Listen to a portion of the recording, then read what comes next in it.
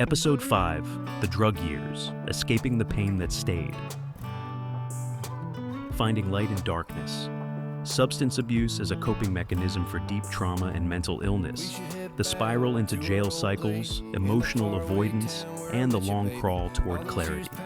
Hey legends, welcome back to Finding Light in Darkness. I'm Scott. This episode's heavy, raw, and personal. It's about the years I used drugs not to feel better, but to stop feeling at all. And I'm Michael. If you've ever tried to outrun your own mind, you'll get this one. Go grab whatever helps you settle in. Coffee, tea, maybe a snack. The show's about to start. Let's do this together. What a crime, wasting my tears on a broken dream. Maybe I just can't forgive another mistake. Maybe I don't want to feel this heartache. Every time you let me down, I get to thinking I don't even know why, even though I tried.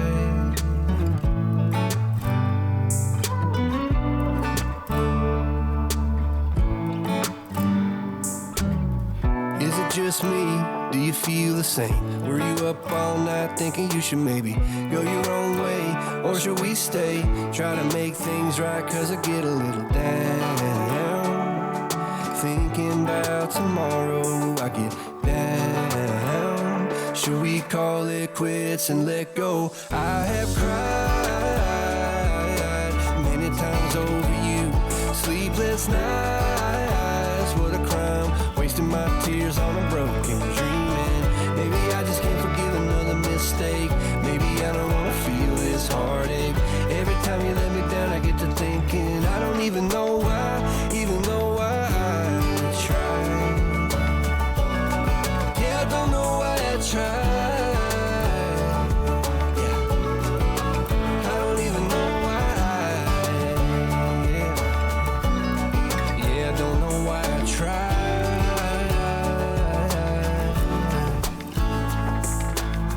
We should head back to our old place in the faraway town where I met you, baby. I have cried many times over you. Sleepless nights, what a crime, wasting my tears on a broken dreaming. Maybe I just can't forgive another mistake. Maybe I don't wanna feel this heartache. Every time you let me down, I get to thinking I don't even know why, even though I tried. Yeah, I don't know why I tried.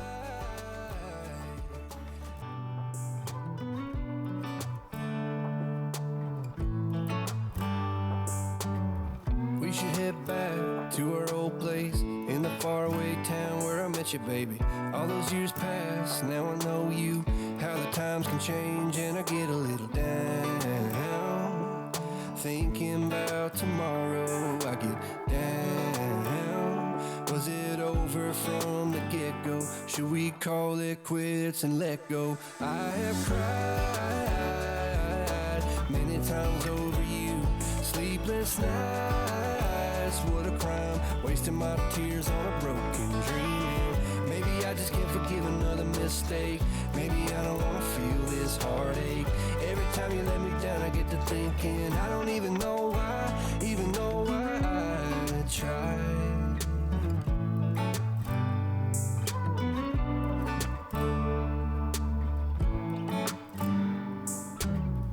Is it just me?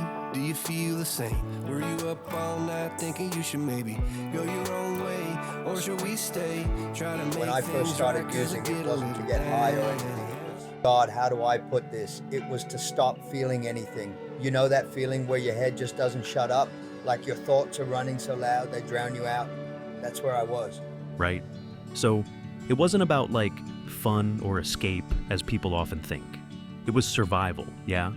Exactly. I wasn't going out to parties, trying to feel good. I was trying to, silence myself. And it started simple, just weed at first. It was enough to take the edge off the noise for, a little while.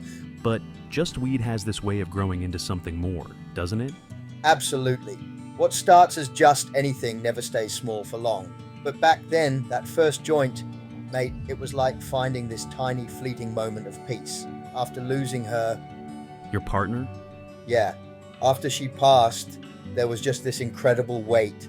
And that first hit, it was like laying it down for the first time in months. Wait, Sorry, months without relief before that? yeah, mate, months. Months of holding my breath, trying to keep it all together for everyone else. And no one told me, here's what you do with this kind of loss. Weed was my guide that first time. It softened the sharp edge, so I didn't feel the cut as much. Yeah, but then you start needing more, because the pain doesn't actually go anywhere. No, you're just covering it. The wound's still bleeding underneath, but you don't notice because you're too, numb to care. And that's the danger, isn't it? You think you're healing, but you're just, what's the word? Masking it? Masking it, exactly. I wasn't getting better. I was just learning to ignore it better. But the thing with masking is, it fades. And the stuff you're hiding from, it doesn't. It builds up, waiting to crash back in. Anyway, let's get into the episode. Thank you, Scott, for a bit of a highlight on this. No problem, Michael, anytime. I didn't start using drugs to party. I started using because my head was too loud, my body too tired, and my soul just worn. At first, it was just a bit of weed, something to soften the sharp edges, but it never stays small, does it? Nope. The pain always finds a way to demand more. I didn't have the tools to sit with my trauma, so I smoked it out, snorted it out, swallowed it, anything but feel it. Before long, it wasn't just weed anymore, pills, ice, things that could knock my thoughts into submission. I didn't care about the long-term damage, I just wanted short-term silence. That's the thing, isn't it? Drugs don't fix, they delay. And when they wear off, everything comes back heavier. Exactly, and the scariest part, it worked. For a while, I had moments where I felt invincible, confident, free, but then it all crashed. Relationships, jobs, sanity. Was there a specific moment where you thought, I'm losing myself? Yeah, I think it hit me that morning when I woke up in this stranger's place. I couldn't even piece together how I'd gotten there, wallet gone, phone smashed, and staring at this bloke in the mirror who didn't even look like me. I think that was the moment I realized how far I'd let things spiral. You didn't recognize him? No, mate, it was like looking at someone else entirely. Eyes sunken, the weight of all the bad decisions just etched in. And in that moment, I wasn't even scared. I was just hollow. It sounds like you hit an identity wall. Like, who am I? What have I become? Exactly. It wasn't about feeling guilty or even angry. I'd skipped past all that. It was just this cold realization. I'd lost myself completely. That's heavy, man. And after that, how did the rest of it unravel? Or was it already gone by then? I was already pretty far gone, you know? That wasn't the beginning, but it was when I couldn't lie to myself anymore. The relationships, broken. The jobs, gone. Everything was, just collateral damage to this thing I couldn't stop feeding. I see that pattern all too often. It's like the addiction doesn't just take over your body, it takes over your life. It really does. And it keeps escalating. At first, it's just about the high, right? But eventually, it's about avoiding the fallout from every time you've messed up while chasing it. You bury yourself deeper, trying to escape, until the next thing you know, until you're in jail. I got arrested. Petty stuff at first, then bigger. Stealing to survive, violence. I was chasing a high but running from myself. Jail became this weird routine. In, outside, back in. You start to know the guards' names, the routines, the clang of the gates becomes part of your mental soundtrack. That's when you know it's not just a phase anymore. Yeah, I started realizing I wasn't scared of jail. I was scared of outside. I didn't know who I was out there. Every time I got out, I said, this time's different. And sometimes it was for a while. But if you haven't healed the why, the what always comes back.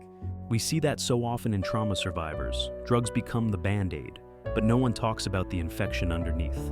Spot on. I was bleeding out on the inside, and drugs just dulled the pain. I tried getting help, but services were overloaded, or I was too proud to ask properly, or too ashamed.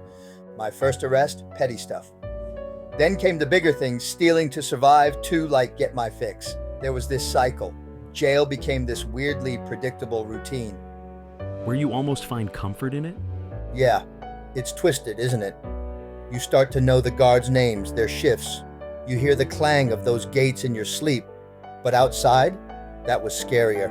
I'd burned so many bridges. I didn't have anyone waiting, no one, nothing. And that isolation makes the addiction even harder to fight.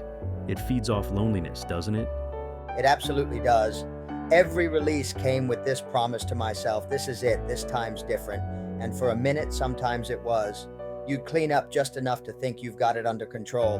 But man, if you haven't dealt with the reasons, the painful, gut-wrenching why, the cycle just keeps spinning. Exactly. And it nearly spun me right into the ground. There were days I hated myself so much I'd use just to avoid my reflection, to avoid the sound of my own breathing. That's not addiction. That's grief. And your brain's way of screaming for mercy. Yeah, grief over my partner, my daughter, the years lost, the potential I buried under every pill. And eventually, it got darker. The suicidal thoughts weren't loud, they were quiet, like a whisper that just sat beside me every day. That whisper got louder after my partner passed. That moment we talked about in the last episode, it stayed with me, sitting in that chair, meds in front of me, not eating, not showering. 4 days, mate, I was barely human. You were in survival mode, or shutdown mode. Both. I couldn't move on from her. I didn't want to. Still don't in some ways. That's when the ice came in heavier. Anything to avoid memories. I wasn't living. I was avoiding existence. We've got a brave question here from Amy in SA. Scott, did you ever feel like you wanted help but didn't believe you deserved it? Every day. That's the hardest part of depression. It convinces you you're not worth saving. Even when people offer help, you push them away thinking you're doing them a favor. Amy, you deserve help, even if you don't believe it yet.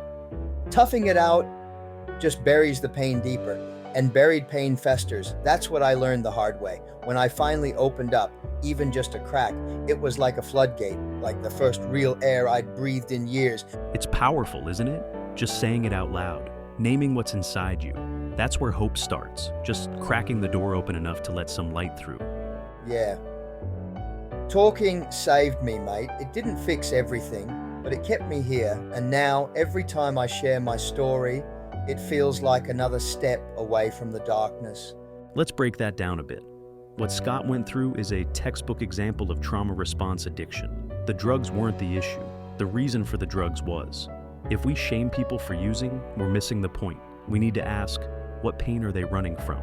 And some of us are running from stuff we've never even named yet. Amy's question, I can't stop turning it over in my head.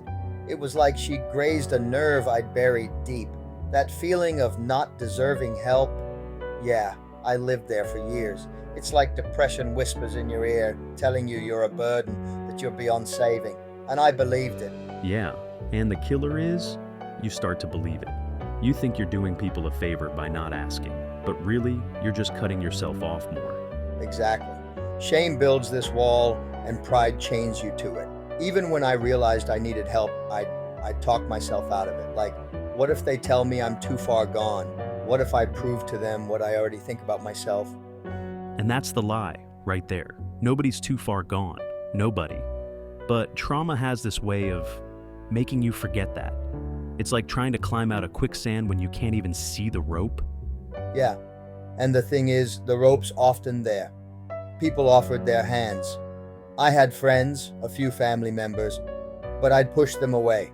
It's not just pride, it's, I don't know, self-loathing maybe. It's the voice in your head convincing you that you're not worth the effort. After my accident, I felt that too. Every time someone tried to help, I'd shove them away. Thought I could tough it out. But that's not how this works, mate. Amy, if you're still listening, thank you for asking that question. It takes guts to speak up, and to everyone else out there. No matter how dark it gets, there's light to be found. You don't have to fight alone.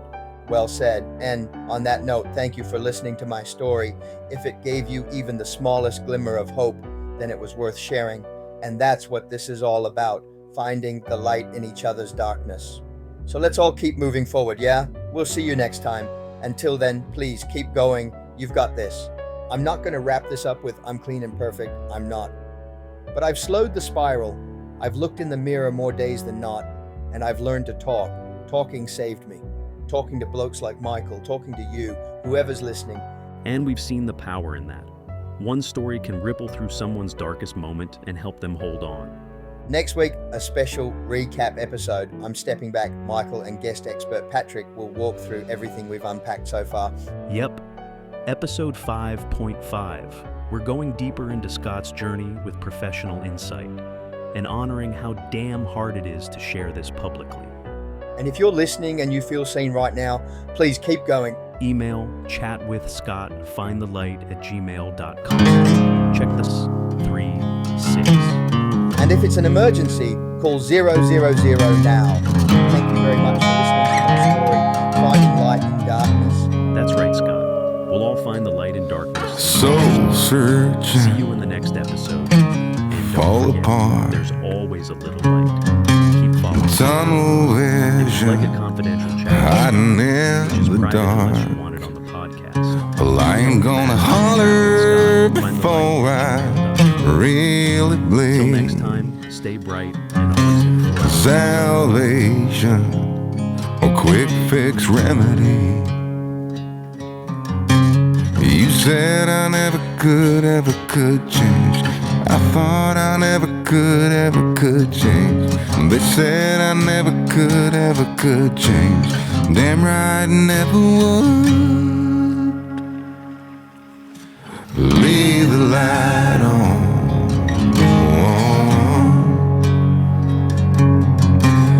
Leave the light on.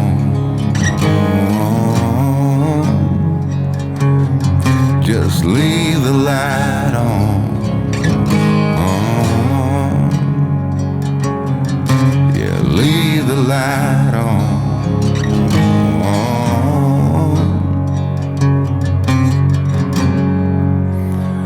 If I'll ever change,